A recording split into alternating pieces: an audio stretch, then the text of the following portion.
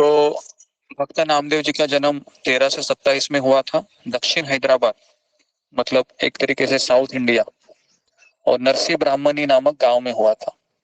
नामदेव जी की माता का नाम था गोनाई और पिताजी का नाम था दामा सेठ। ये दोनों ही भगवान के भक्त थे। वे निरंतर भगवान के नाम और गुणों का कीर्तन किया करते थे। नामदेव जी भी उनसे भगवान नाम सुन सुनकर वही सीखने लगे। माता पिता जो कुछ करते थे बालक भी वही सीखता था। नामदेव जी को शिशु से ही विठल के विग्रह की पूजा, विठल के गुणगान, विठल नाम का जप आदि देखने और सुनने को मिला। वे स्वयं विठलमय हो गए, है ना। तो इसके लिए अगर बच्चे को आपको भक्त बनाना है तो क्या करना चाहिए? जी, कौन बताएगा मुझे क्या करना चाहिए? मुझे मेरे भक्तों को, बेटे को भक्त बनाना है, जी क्या करना चाहिए? हम स्वयं भक्त बनना चाहिए। भक्तों की समझ में आ रहा है? हाँ, कहानी नहीं सुनाना चाहिए, हम स्वयं भक्त बनना चाहिए, है ना। हमको देखते देखते ही हमारे बच्चे वही करते हैं, क्योंकि बच्चे का पहला गुरु कौन होती है? उसकी माता। पिता ये उसके दूसरे गुरु होते हैं, है ना।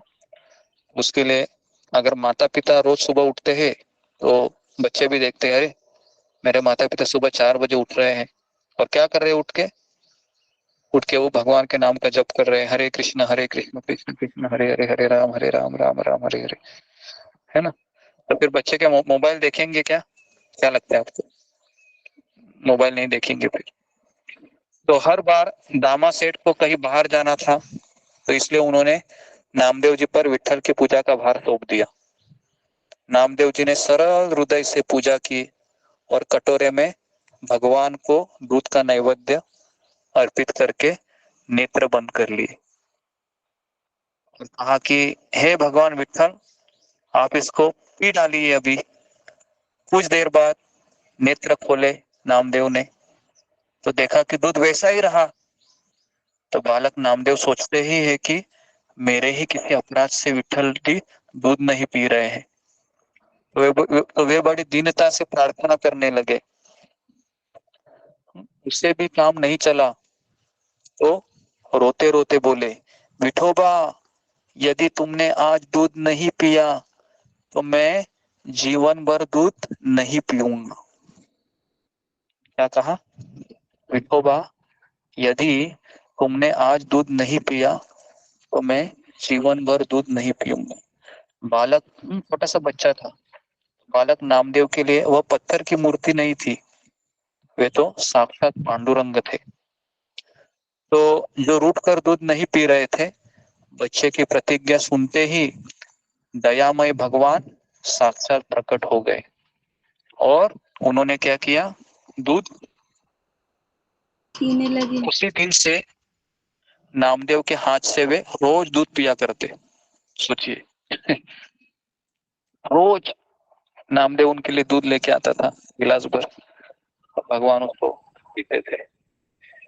छोटी उम्र में ही जातीय प्रथा के अनुसार नामदेव जी का विवाह हुआ।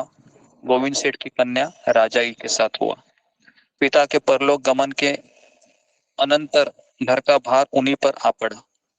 स्त्री तथा माता चाहती थी कि ये व्यापार में इनका मन लगाए, किंतु इन्होंने तो हरि कीर्तन का ही व्यवसाय कर लिया था। अब नामदेव जी नरसी ब्राह्मणी गांव को छोड़कर पंढरपुर आ बसे। चंद्रभागा नदी में स्नान करते भक्त पुंडलिक तथा उनके भगवान पांडुरंग के दर्शन और विठल के गुणों का कीर्तन, नामदेव जी की उपासना का यही स्वरूप। बस यही करते थे वो दिन भर। नामदेव जी के भजनों में विठल की महिमा है, तत्व ज्ञान है, भक्ति है और विठल के प्रति अपार आभार भाव है। तो ये हो गए संत नामदेव, है ना। तो एक बार नामदेव जी की कुटिया में आग लग गई अचानक। जैसे आग लग गई और ये प्रेम में मस्त होकर दूसरी ओर की वस्तु भी अग्नि में फेंकते हुए कहने लगे, स्वामी, आज तो आप लाल लाल लपटों का रूप बनाए बड़े अच्छे पधारे हैं, किंतु एक ही और क्यों? दूसरी ओर की इन वस्तुओं ने क्या अपराध किया है? आप इन्हें भी स्वीकार करें। कुछ देर के बाद में आग बुझ गई। उनकी चिंता करने वाले विट्ठल स्वयं मजदूर बनकर पधारे और उन्होंने कुटिया बनाकर छान सी कुटिया बांध दी, है ना, उनके लिए। तब से पांडुरंग नामदेव जी की छान छा देने वाले प्रसिद्ध हुए। छान छा मतलब क्या हो सकता है?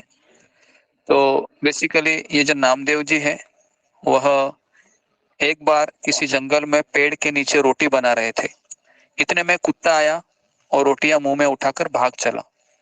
नामदेव जी ने घी का कटोरा हाथ में लेकर यह पुकारते हुए कुत्ते के पीछे दौड़े, भगवान, रोटियां रूखी है, अभी चुपड़ी नहीं है, मुझे घी लगाने दीजिए, फिर भोग लगाइए। भगवान ने कुत्ते का रूप त्याग कर शंख चक्र गदा पद्म धारण किए। नामदेव जी ने दिव्य चतुर्भुज रूप में भगवान का दर्शन किया।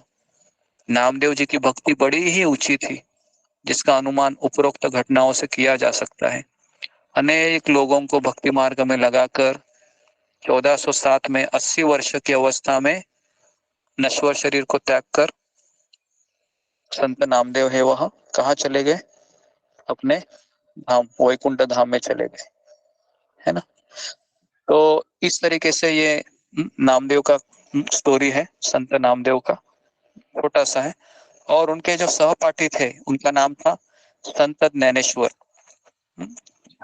तो एक बार संत ज्ञानेश्वर महाराज नामदेव जी के संग की इच्छा हो गई। उन्होंने नामदेव जी को अपने साथ तीर्थ यात्रा पर चलने को कहा। नामदेव जी ने कहा, आप पांडुरंग से आज्ञा दिला दे तो मैं चलूंगा। क्या कहा कि पहले मैं पांडुरंग से पूछता हूँ और उसके बाद फिर मैं आपके साथ पंढरपुर चलूंगा। भगवान ने ज्ञानेश्वर जी से कहा, नामदेव मेरा बड़ा लाडला है, मैं उसे अपने से क्षण भर के लिए भी दूर नहीं करना चाहता। तुम ले जाओ, पर इसको अच्छे से संभालना। इतना कहकर भगवान ने स्वयं ज्ञानेश्वर को नामदेव जी का हाथ पकड़ा दिया। नामदेव जी ज्ञानेश्वर महाराज के साथ भगवान की चर्चा करते हुए यात्रा के लिए निकल गए, लेकिन उनका चित्त पांडुरंग के वियोग से व्याकुल था। ज्ञानेश्वर जी ने भगवान की सर्वव्यापकता के बताते हुए समझाना चाहा, तो वे बोले, आपकी बात तो ठीक ही है, किंतु पुंडलिक के पास खड़े पांडुरंगों को देखे बिना मुझे चैन नहीं पड़ता है। उनके इस अनन्य भाव को देखकर ज्ञानेश्वरी जी बड़े प्रसन्न हुए। एक बार ज्ञानेश्वर महाराज ने पूछने पर नामदेव जी ने भजन के संबंध में कहा, मेरे भाग्य में ज्ञान कहाँ है, मुझे तो विठ्ठल की कृपा का ही भरोसा है।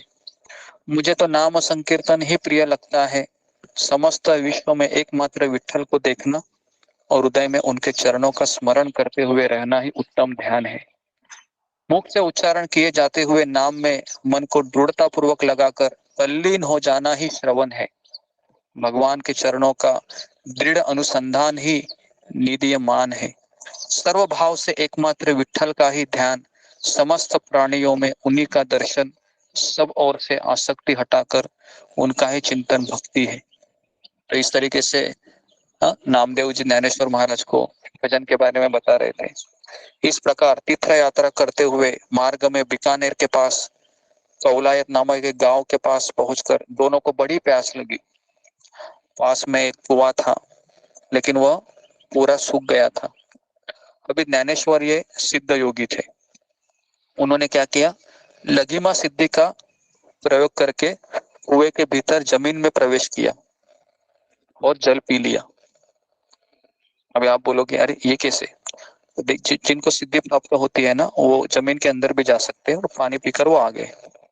अभी नामदेव जी के लिए जल ऊपर ले आ गए, लेकिन नामदेव जी ने वह जल पीना स्वीकार नहीं किया।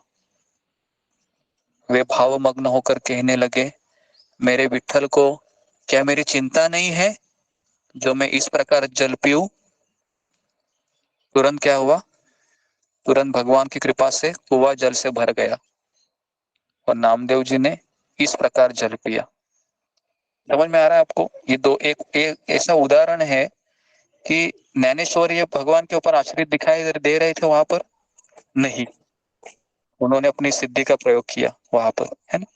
लेकिन नामदेव जी एक छोटे बच्चे की तरह भगवान के ऊपर आश्रित थे, तो इसके लिए तुरंत भगवान ने उनकी सहायता की। कुछ दिनों में यात्रा पूर्ण करके संत ज्ञानेश्वर और नामदेव जी पंढरपुर लौट आए।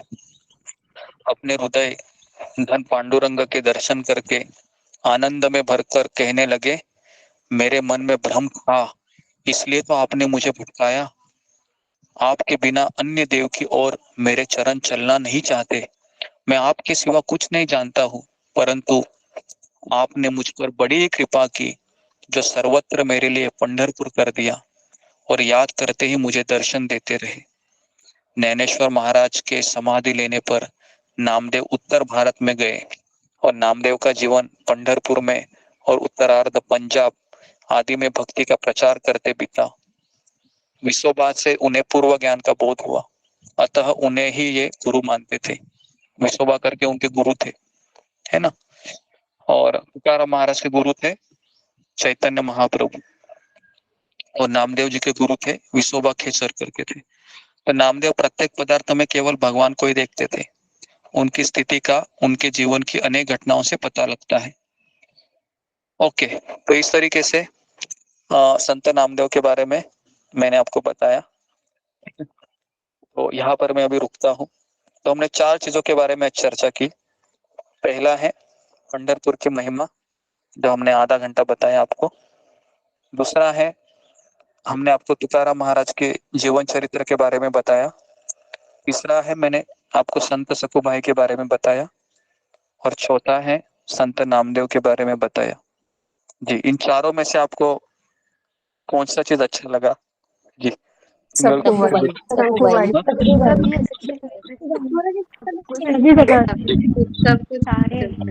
सारे अच्छे लगे, लेकिन उसमें संत सखुभाई ज्यादा अच्छा। संत सखुभाई का सभी अच्छा लगा, पर नामदेव का मुझे अच्छा लगा। ओके, तो आज एकादशी का दिन हमने भगवान के भक्तों की कथा में बिताया और भगवान के नाम में बिताया। तो आप सबका बहुत धन्यवाद कि आप 70-80 लोग अभी भी कथा सुन रहे थे। 2 घंटा हो गया, ये एक बहुत ही बड़ी उपलब्धि है। जी, कुछ कहना चाहेंगे कृष्ण मोहन प्रभु? आप कृष्ण मोहन प्रभु अभी भी है?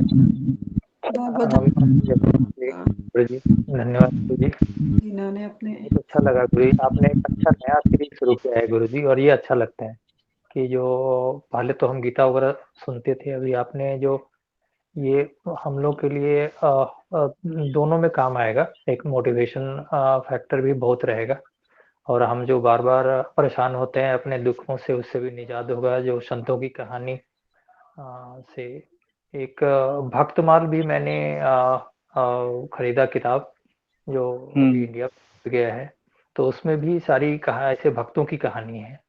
तो भागवत में भी आप भक्त की कहानी बताते हैं, तो अच्छा से आपने दोनों को रिलेट भी किया गुरु जी आपने, जो कुंती माता जी का और सखुबाई का आपने किस प्रकार रिलेट किया। तो हम भी अपने जीवन में जो दुख आता है उसे सामना करने का, सहने का और भक्ति को जारी रखने का बल मिलेगा इससे, ये सबसे बड़ी बात है गुरु जी। तो ये बाकी तो हम करते ही, आप बताते हैं। ये बहुत ही अच्छा लगा गुरु जी, बहुत अच्छा लगा मुझे। अब मैं बहुत अच्छा, धन्यवाद गुरु जी, आपको बहुत बहुत धन्यवाद, कोटि कोटि धन्यवाद आपको। तो आप सबको अच्छा लगा होगा, तो ये मेरा एकादशी का दिन अच्छा गया ऐसा मैं समझता हूँ। आप लोगों की सेवा करके हुए, है ना। आप लोग प्रसन्न है तो मैं सोचूंगा भगवान भी प्रसन्न रहेंगे। ओके, तो इसी विचार से हम इसको विराम देते हैं। ओके, तो हरे कृष्णा हरे कृष्णा हरे कृष्णा कृष्ण हरे राम।